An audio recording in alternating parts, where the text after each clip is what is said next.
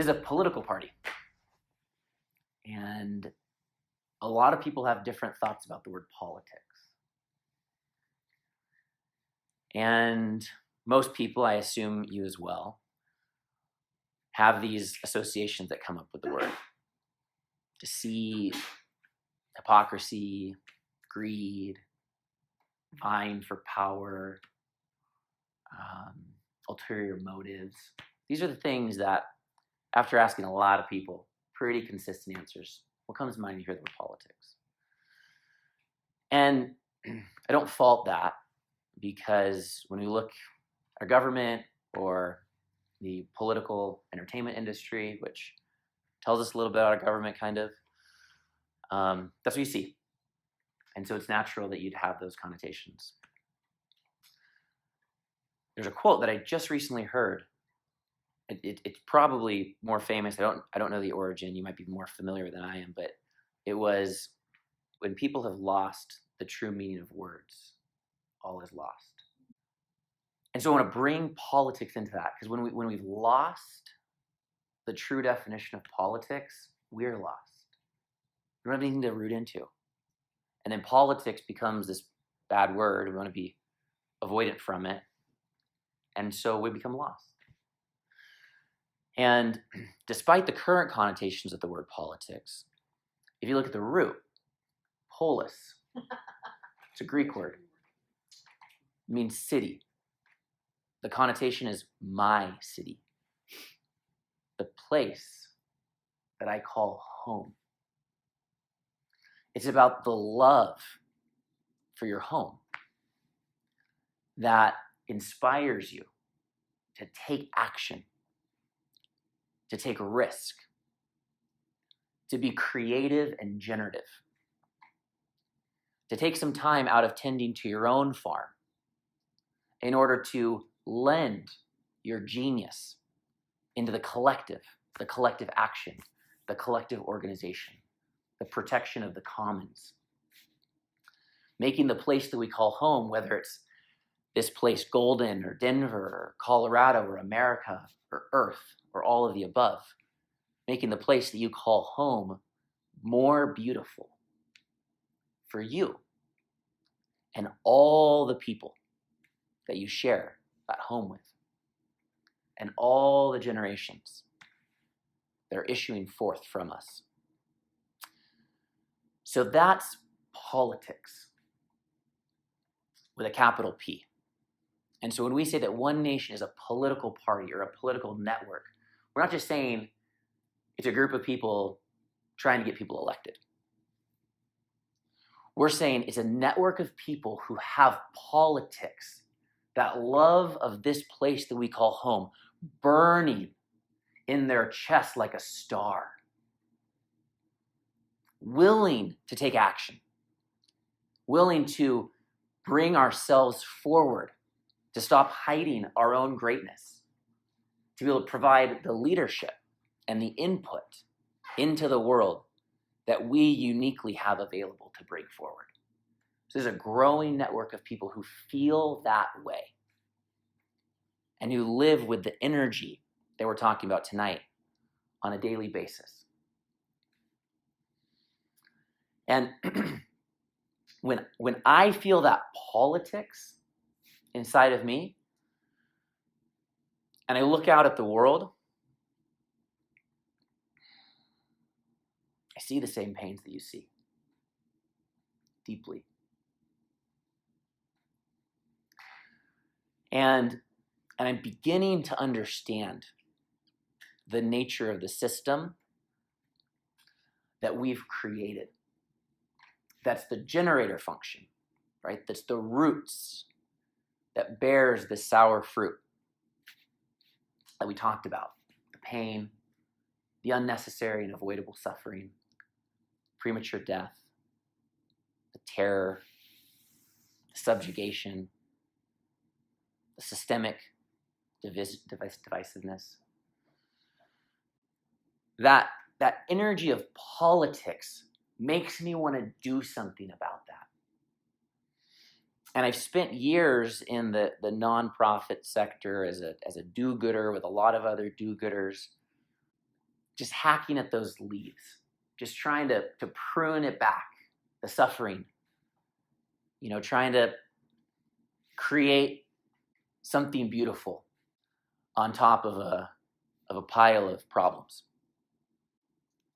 In a lot of ways, I've given that up.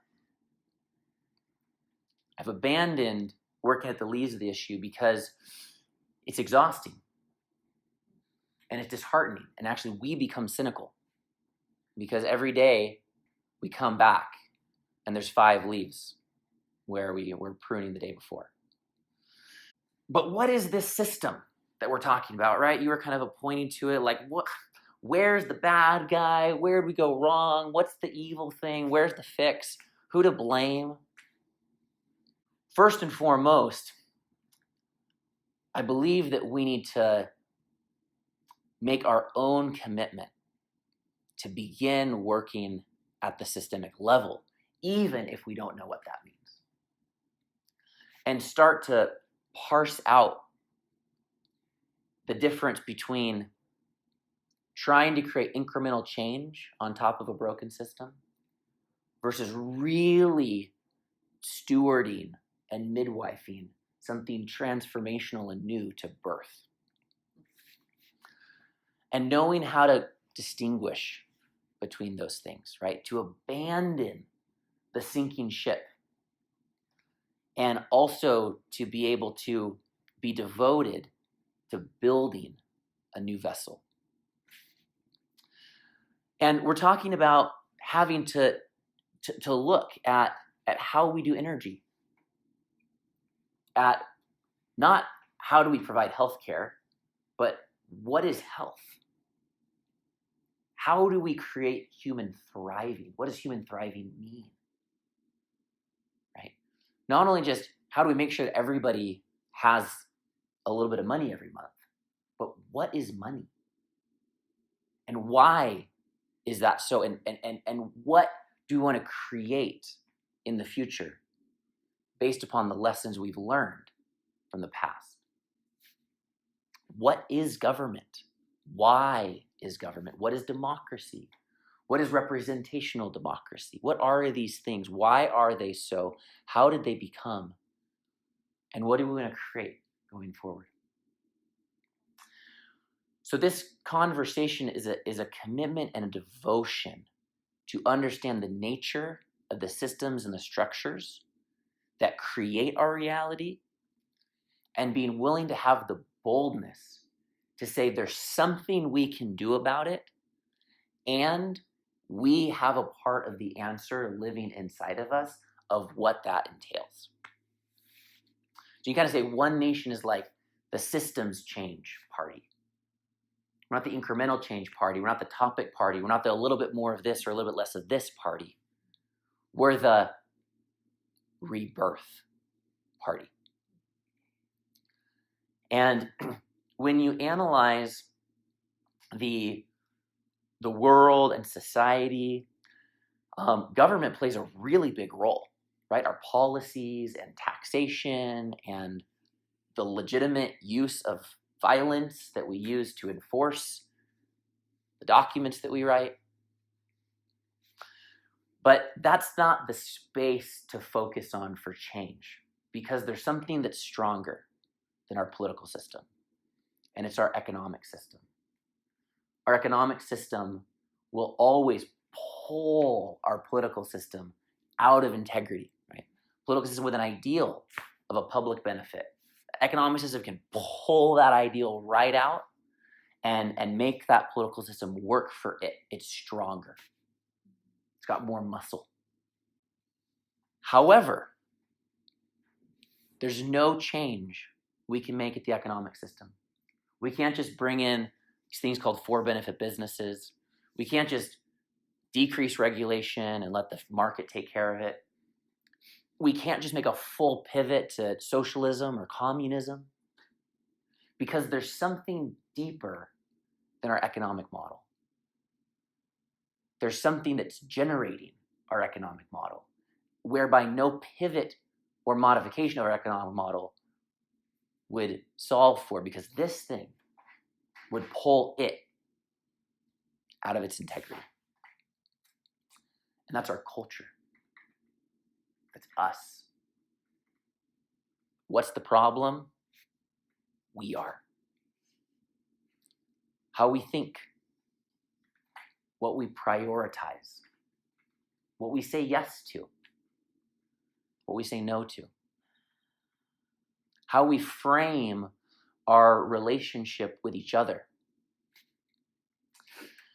And through deeper analysis of this culture that we have created, there's something actually at the center of it that's not our fault.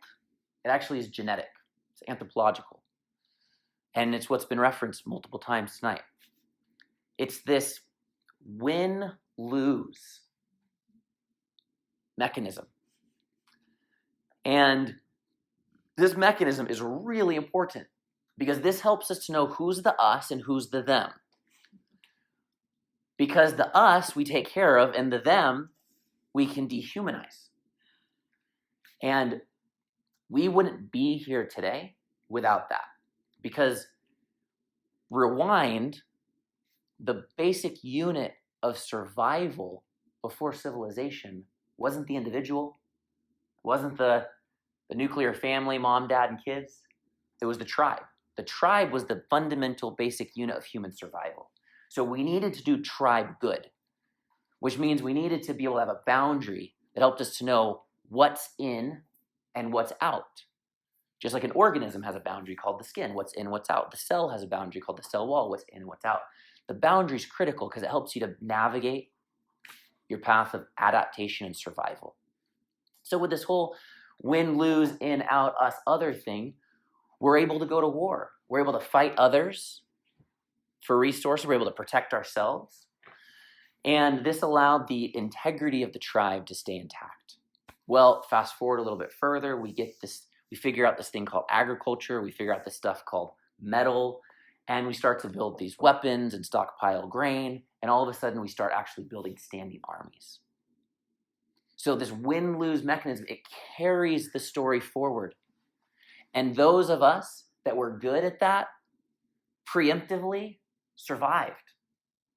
We built better armies, we organized better for war, and we did a better job dehumanizing them. And those that didn't do that very well aren't here anymore. And so that story of win-lose, it carried itself all the way through to the formation of early civilizations, all the way to nation states. And we, brothers and sisters, are the inheritors of the best of that win-lose genetic. And it still lives inside of us. And we know it lives inside of us because it's what makes us others, right? It's what makes us other different political groups or other different races or other different religions or other different ages or other different genders or other different sexual orientations or other the people that are rich or other the people that are poor. So this othering is us trying to kind of like apply this mechanism and do our best to define who's the us that's supposed to be the thing that we take care of, and then who's the them that's supposed to be the people we don't take care of. And we're constantly recalibrating this meaning making the best of our ability because our genes are trying to catch up with a very new experience that they were evolved for. And so this is carried out in our business. It's carried out in our economics. And at the heart of every one of these decisions that we look at and we say, that's tragic. It's tragic that that decision could be made that led to that destruction, or that subjugation, that violence, that genocide. But what we see inside of it is just operators and actors playing out that win-lose dynamic and trying to make the best decisions that they have, right? Profit is not the problem here. It's this us, them, good, bad, take care of my own, allow others to suffer. It's that mechanism that still lives within all of us. The good news is there's another cultural mechanism And it's what we call the all-win way. And we already have it inside of us. It's how we apply and relate to the us group, right? Me and my wife and my kids, we got to figure out how we're all going to make it. Me and my community, me and my race, me and my church group or my home-based congregation, we're going to figure out how we're all going to make it. Because we're the us, and that's what we do to the us. And so kind of at the heart of this conversation and the heart of OneNation and really the heart of my message that I'm trying to bring forward is a theory of change. It's a proposal. It's a strategy. If we do this, this might work, right? So that's kind of a big, bold thing to say, but I'm trying to bring forward a theory of change and house it in a political conversation, okay? And that theory of change really has three kind of core facets. And the very center of that is that we move the definition of us to be inclusive of all. So we start to realize anywhere we've created that boundary and there's people on the outside of that boundary and we just say, nope, whoop, you're in here with me. You're part of the us. You're all part of the us. And if we expand that definition and reach that even where it's a little bit uncomfortable, then we start to become the embodiment of that all-win paradigm and figure out for ourselves how to model it to the world, how we now relate to the rest of the world in a new way. And, I've been around a bit. I've traveled to 35 or so different countries. I've lived in Africa with extreme poverty. I know very, very, very wealthy people.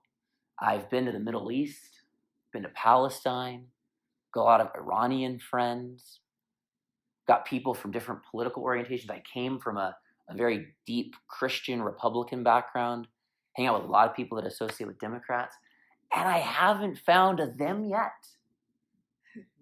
I haven't found a them yet. Not yet. I haven't found a bad guy yet.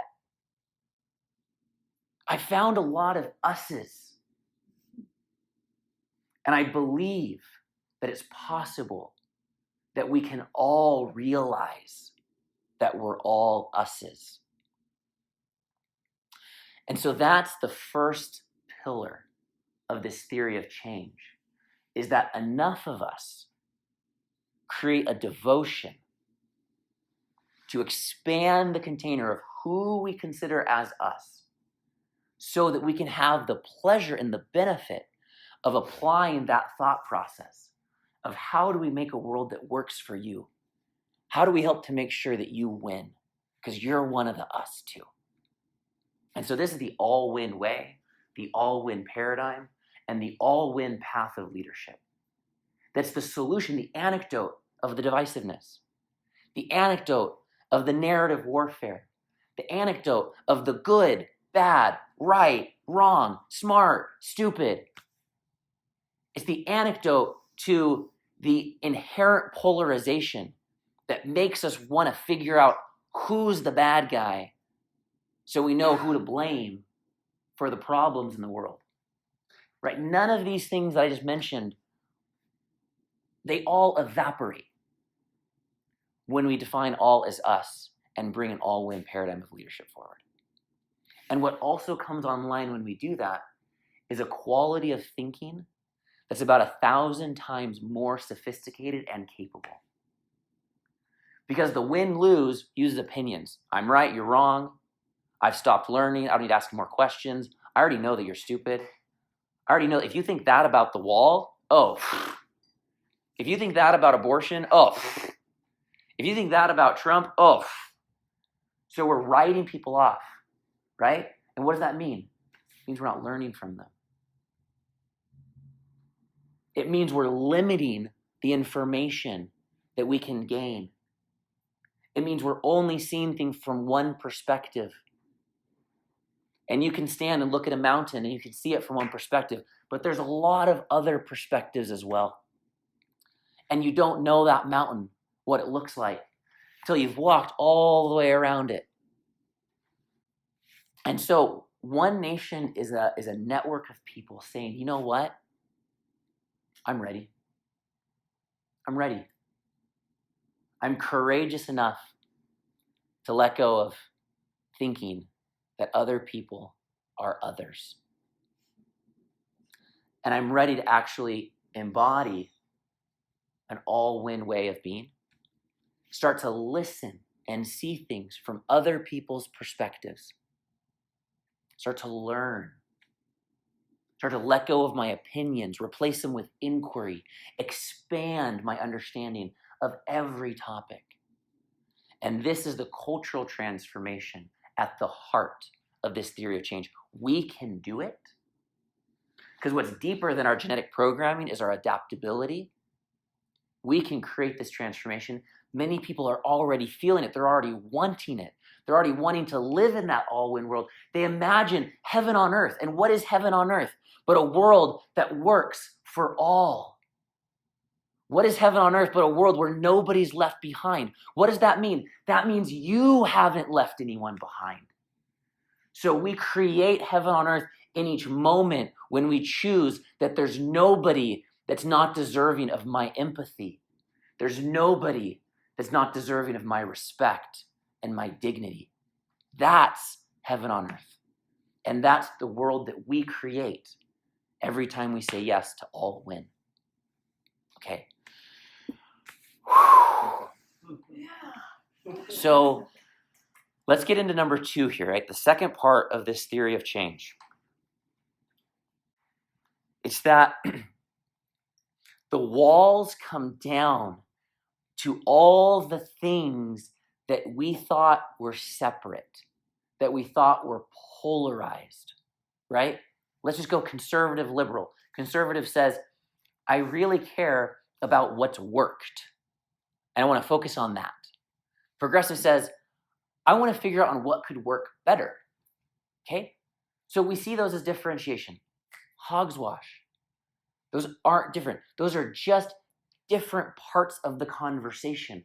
How do we learn from what's worked? And how do we experiment with what's possible? How do we bring that together, right? We've seen power. We've seen the generals. We've seen the CEOs. We've seen the police chiefs. And we've seen love. We've seen the gardener and the mother with the newborn baby and the people dancing in the streets. Great. Let's bring them together. Let's bring in love and power. Let's bring in the past and the future. Let's bring in the conversations and the perspectives that different races and different groups have. Let's obsess over integration. Let's obsess over what if we put that and that together? What's possible? What if we didn't go from this, but this, with everything that we thought were opposites? That's the great era of integration. That's when we start to actually put all the pieces together, right? I love to look, and some of you might have seen this video or I explained it, at the 4 different kind of main political parties: Republican, Green, Libertarian, Democrat. And we can see them as mutually exclusive paradigms and ideologies. I don't see them that way. I see them as the carriers of core American virtues. I see Republicanism carrying the virtue of personal responsibility. It's got its shadow. Libertarians carrying the virtue of personal freedom. There's a shadow there too. Democrats carrying the virtue of equality, of dignity. Everyone deserves dignity. There's a shadow to that. And Green carrying the call for the stewardship of the commons. And it's got its other side too. So I don't want a world that just has personal freedom or just has oceans that are alive and thriving. I don't want a world that just has people responsible for themselves or just has a shared sense of common dignity. I want a world with all of that. I want a world where personal freedom and personal responsibility and equality of dignity and the protection of commons come together. What does that mean? It means that the different groups that have been holding these parts of the conversation need to come together. This is what I know about how to create a world where everyone's personal responsibility is assured. Well, this is what I know about creating a world where everybody's personal dignity is assured. And it's the integration of those conversations, not the warfare of those conversations, that is the thing that we need to increase the quality of our thinking so that we can actually create the world we all want to inhabit and pass on. So the second piece, the second pillar of this theory of change is that we learn how to obsess over integrating different things. And it's not just concepts. It's integrating us as people within ourselves and all the different parts of ourselves and all the different voices in our own heads, but also integrating each other. And this is what we call synergy, right?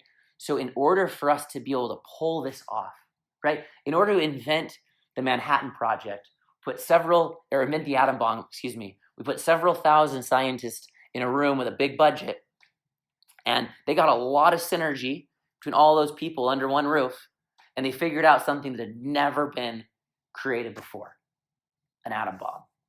Pretty big accomplishment, and one that is very violent. So that's called the Manhattan Project, right? So we kind of need like the next Manhattan Project kind of a thing, but what we're figuring out is everything, okay? So it's the Manhattan Project of the future. And we have to put all of the constraints, all of the lessons learned, all of the possibilities into that conversation. And what are our design criteria? Happiness. How do we create an experience of happiness, meaningfulness, thriving, health, dignity, right? These are our design constraints. And we have unbelievable genius, innate, and as a result of our life experiences and our professional backgrounds. So the question is how do we do that at a mass scale of thousands or millions of people together in unison in order to start to run experiments on new ways of creating society, of new systems of how we put health and governance and economics and community all together, right? So that's that second pillar, is that we're integrating all the concepts and we're integrating all of our genius, right? And OneNation is a container for us to come together, right? It's kind of like the walls of the building and the ceiling that held the scientists. It's a container where thousands and thousands of people with their part of the solution can be able to find each other and bring their blueprints together and compare notes and start to be able to shape up the right experiments that will help us to learn what we need to learn about how to do potentially the greatest thing that's ever been achieved in humanity, which is actually creating a world that works for all, right? And that to me is heaven on earth. I don't have to reach into religious dogma to talk about heaven on earth. I don't have to reach into a mythic belief. We can create it. That's the power of humanity. That's our power as people. That's our spiritual, our sacred capacity. We, in relationship with each other, connected to the earth and the cosmos, and whatever it is that created the cosmos, we can be able to build that. That's the pragmatic pathway for us to not wait for heaven on earth, but to create it. Okay, here's the third pillar of this theory of change. It's that we realize that government is our gift. It's the gift that our ancestors gave us. It's not the problem. It's not the thing to fight against. It's our gift. It's our inheritance.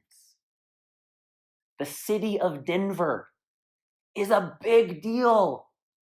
I don't know what the budget is. It's probably billions of dollars for an annual budget, probably thousands of employees, systems upon systems upon systems of organization and capacity and the ability to execute.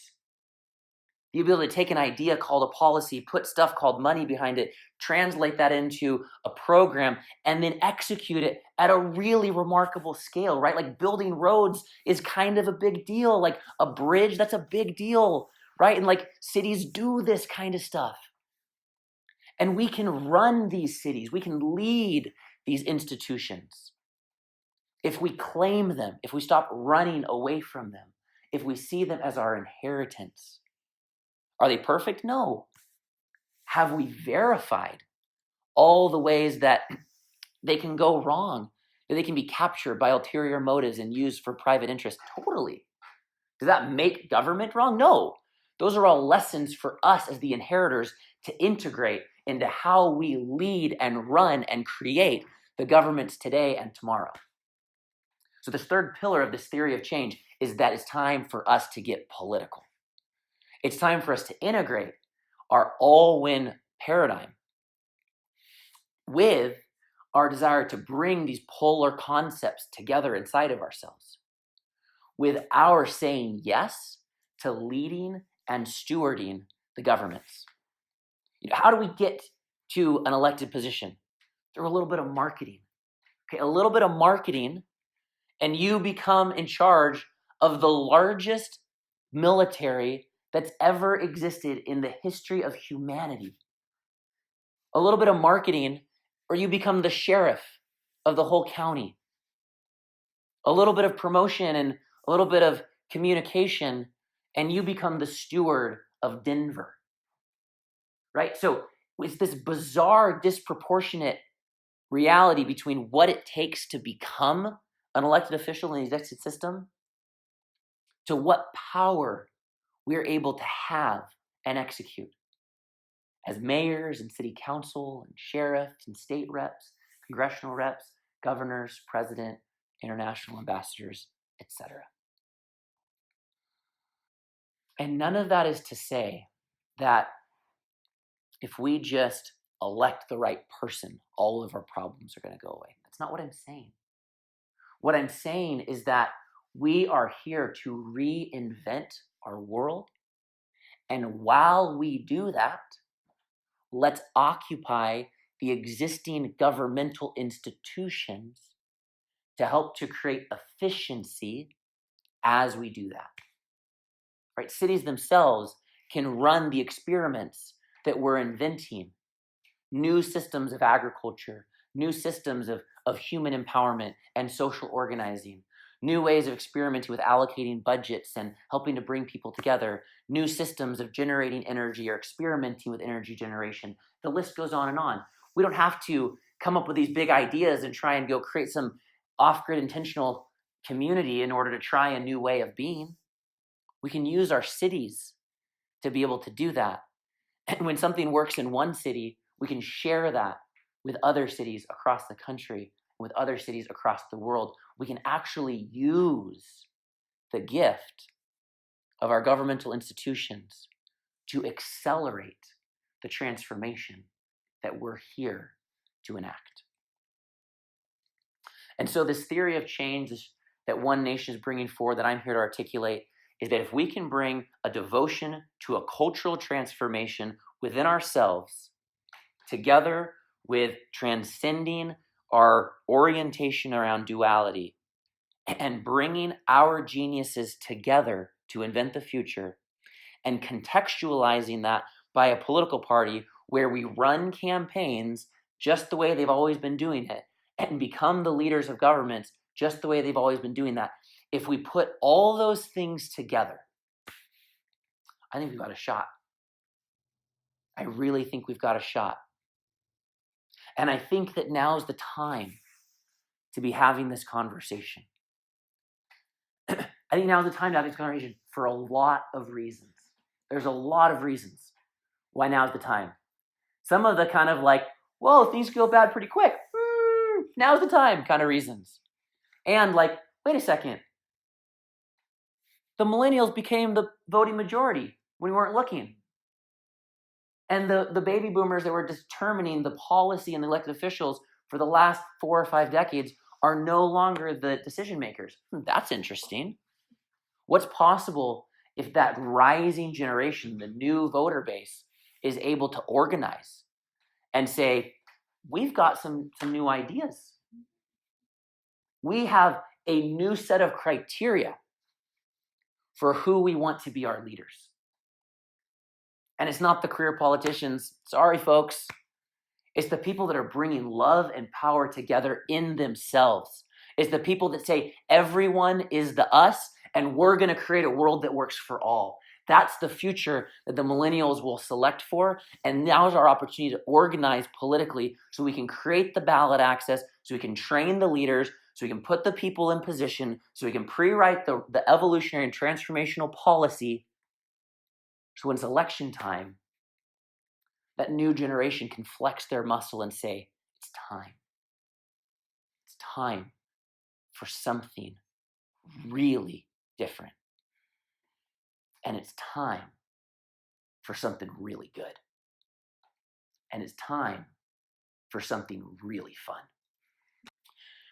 So that's kind of the core gist of OneNation. To ground it, we envisioned this campaign in 2022. We call it, or I'm calling it, this national campaign for mayors. And between now and then, we're identifying the new generation of mayors that are ready to lead in a new way, devoted to the things we've talked about tonight. And we're preparing the territory for the ballot access so that by 2022, we have dozens or hundreds of mayors lighting up the ballots with a new conversation, lighting up the campaign with a new conversation, initiating cities as they campaign into a new conversation, a new all-win paradigm, so that every campaign itself is creating the intrinsic value of telling the story of a new world while getting a new generation of people elected, while we can start to be able to use our cities to reinvent our world. So I really see this.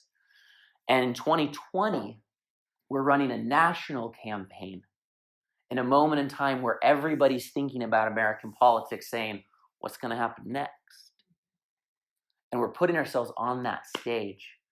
We're calling our all-win campaign, choosing an all-win world, and using that moment in time to wave a new flag and tell a new story and get on stage and bring out the speeches and bring out the songs and bring out the rallies and bring out the good old-fashioned stuff and make the media and create the videos and do the whole thing and organize the communities and start to be able to reveal what the all-win paradigm would look like in a political conversation that the average person can receive. And they can feel it. And I might not use all the language I'm using tonight, but they can feel that's different. That's not the us-them thing. That's not the two different sides thinking the other people are the bad guy thing. That's something new. We have 40% of Americans that are registered independents. We have a huge amount of Americans that are completely politically disengaged or have never been engaged. We have crumbling loyalties to the two-party system. Now is the time for something new to emerge, to disrupt the political status quo and bring forward something that can actually protect and create our future.